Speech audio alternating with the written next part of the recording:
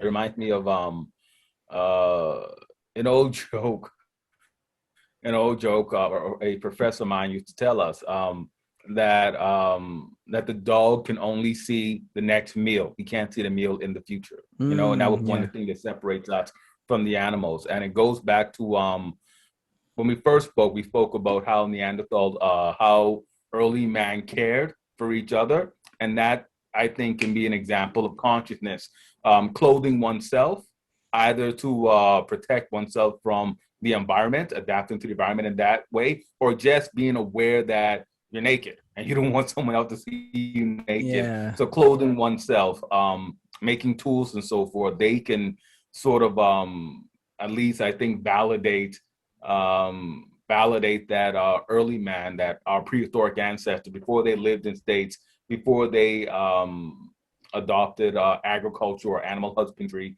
that they were Mm, conscious, that they had mm. some understanding of their situation, of their environment, and that, like you said, they bartered or bargained their future, in the present.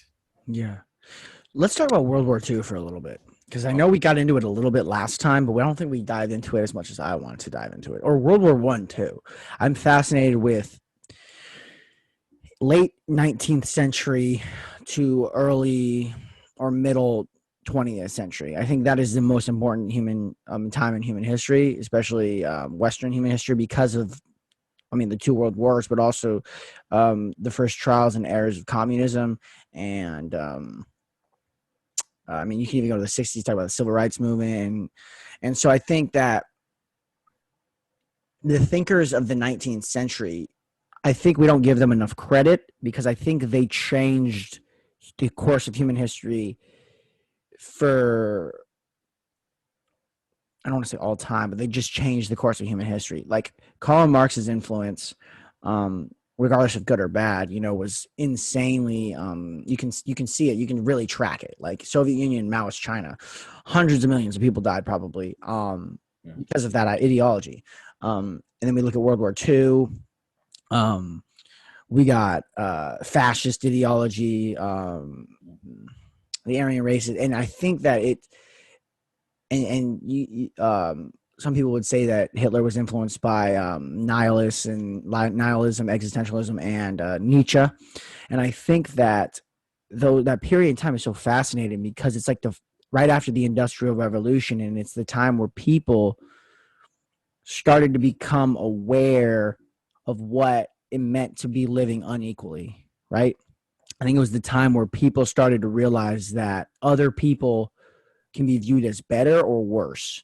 And I think that really, what were you going to say? But no, I was going to say that that concept goes way, way beyond that. I would say that now, I would say that in the 19th century, the very conscious understanding that other people are just that some group of people, the underclass, so to speak, were just suffering unendingly, while the upper class was just living this gilded existence. That during the mid to late 19th century, we had a lot more people cataloging that, so to speak. We had a lot more people writing about it. You think of the writings of Dickens. Most people don't think of Charles Dickens um, as a revolutionary literary source, but if you've ever read his novels and you listen to or just really, really read and visualize his description of working class English society, particularly those workhouses and the orphanages that they sent those kids to. Oliver Twist is just a great example of that. But when you see that, it's revolutionary because we've never had that. We've never had that voice from down below in any of our sources. Mm, Throughout history, it's been the elites leaving out these records, leaving out these written sort of like snapshots throughout history. So I would say that, and then again too, you go to France and uh, the Wretched, Les Miserables. Again, it's a very nice, a very neat snapshot into what the Parisian working class, well, not really the Parisian, but just the French in general working class were angry about. And then you go back, I would say, let's say two generations before those books came out, the French Revolution, an explosion of anger, people who were just angry and they were upset. The French people didn't really have a problem with one leader deciding what was happening. They weren't so angry about the autocracy of the king. They were angry that the king and his ministers made mistake after mistake after mistake. And hold on real quick. Okay. After a quick digression, go back to the French Revolution and things like that. Yeah, so with the French Revolution, we can also see this the angry tide rising from below, and we can go back about a century and a half earlier to the English Revolution, not the English Revolution, but the wars to the Three Kingdoms. You know, the ones that between the Cavaliers and the Roundheads.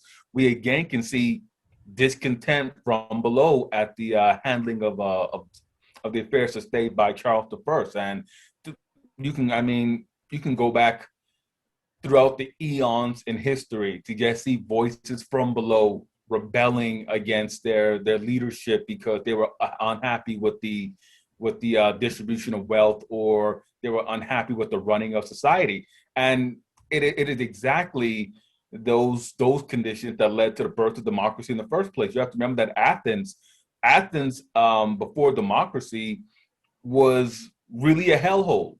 You had parents forced to sell their children into slavery, or husbands forced to sell their wives into slavery. You had this enormous debt peonage going on, and it got to the point to where there was an outbreak of what the Greeks would call stasis. You know, which we would identify as class conflict, in which the underclasses had enough of the elites in the city of Athens, and literally just forced democracy on. Well, Solon came up with the principles and the concept of it, but you really had the lower classes force democracy on them, and the Greeks, really the Athenians, and Athens, I should say, is really Attica writ large. Attica, the region in Greece, they had the genius concept to understand that if we divide the voting blocks, right, into literally geographic locations, then nothing is really ever going to change. Then we would continue to have this conflict. They had the genius idea to place every man, and again, this is ancient Greece, so citizenship only applied to free men, women, children, slaves, foreigners, not included. They put every man, every Athenian, every man born in Attica into voting blocks, and they forced those voting blocks to vote amongst themselves to elect members into the Athenian assembly. You know, it was irregardless of whether you were an aristocrat, irregardless of whether you were wealthy or poor, everybody got in there. It was literally one man, one vote. The Athenian assembly we're gonna elect our archons, our 10 civic leaders for the year, and we're going to have our 500 members of our sitting assembly, and we're just going to go from there. You know, so there's always been this sort of rise from below. I wouldn't say that it was purely a late 19th century invention, although the 19th century is when we first begin to see members of the underclass writing about their experience and simply documenting everything. And it's